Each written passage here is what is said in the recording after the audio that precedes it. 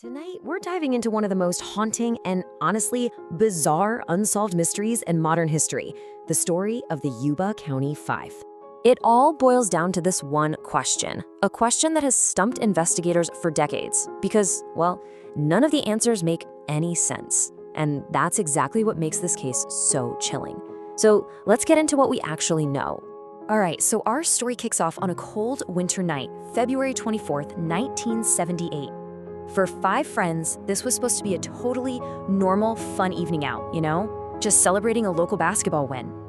And here are the guys at the center of it all. They were a really close-knit group from Yuba City, California.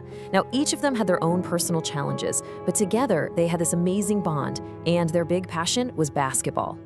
So they drive about 50 miles from home to watch a college game. On the way back, they pull into a convenience store. The clerk there remembers them coming in, grabbing some snacks, some sodas. He said they seemed totally fine, just five guys heading home. Little did anyone know that was the last time they would ever be seen alive.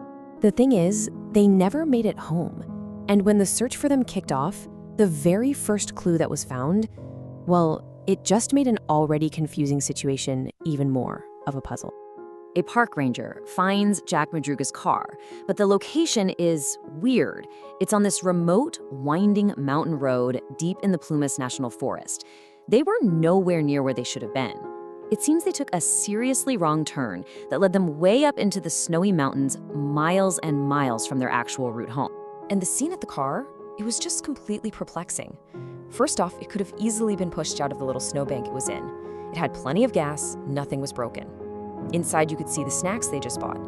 It was like they just stopped, got out, and walked away into the night. So this is the big question, right? What on earth could possibly make five guys leave a perfectly good, warm, safe car to hike out into a freezing, dangerous wilderness in the middle of the night? It just doesn't add up. Because the winter was so bad, a full-on search was basically impossible. So for months, there was nothing. No new leads, no answers, just silence. It wasn't until spring rolled around and the snow started to melt that the mountain finally began to give up its secrets. And that wait for answers was just agonizing for their families. Look at the timeline here. Nearly 4 whole months passed between finding that car and the first real break in the case. Then, on June 4th, some motorcyclists are out riding and they stumble upon a Forest Service trailer deep in the woods. Inside, they found a body. And in the days that followed, search parties discovered the remains of 3 more of the men scattered around that same area. And the outcome was just tragic. 4 of the men had died from hypothermia and starvation. Ted Weher, he was the man found inside that trailer. The others were found outside, having succumbed to the elements.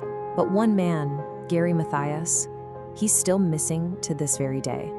And this brings us to what is, without a doubt, the most illogical, most maddening part of this entire story. The discovery at that Forest Service trailer almost 20 miles from their car. It just defies every piece of rational explanation. You have to understand what this trailer was.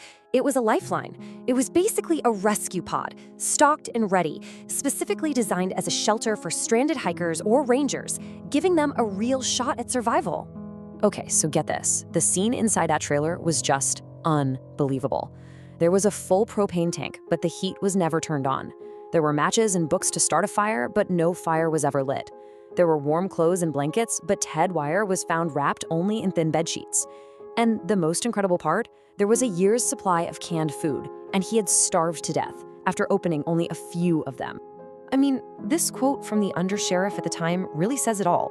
Safety, survival, warmth, food, it was all right there. So why on earth did they ignore it? It's the paradox at the absolute heart of this entire mystery. So here we are, over 40 years later, and we are no closer to really understanding what happened up on that mountain. The whole case is just a maze of questions that lead to more questions. First off, what was the deal with Gary Mathias?